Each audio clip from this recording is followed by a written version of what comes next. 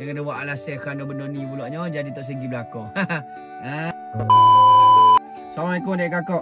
Tengah hangat lah ni berkaitan dengan kedua ahli AJK masjid dok. Halau seorang lelaki ataupun pokcik yang sedang ibadat dan bertafakur dalam masjid. Ambos dia pernah kena sekali. Jangan siapa tak ada kesonok dah kita pergi masjid. Dok semua hanya segelintir saja. Jangan jadikan segelintir ini menyebabkan orang jadi menghukum agama kita. Adik ambos kena dulu sekali. Salahnya baru nak parking motor dekat parking ni. Noh lorak masbuk semua dok. Jadi dia dengan suara nadanya kuatnya dia kata gano. Mau pakai jauh tu. Parking depan masjid ni. Mau apa ni dia kata. Menghalau orang. Pokcik, ialah perlakuan kita ni lari dengan perwatakan kita di masjid.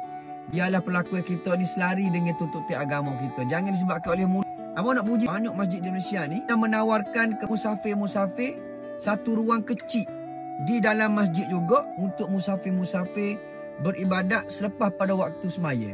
Contohnya pukul 3-4 pagi. Moral of the story-nya berlaku ini mesti ada hikmah dia. Mengajak orang mari masjid. Sikit-sikit itu halal lah kira. Sekadar itu saja tak pakat kita beki untuk manfaat agama institusi masjid. Dia maya belakang tak tu. Dah, beres. Jumpa mula pula.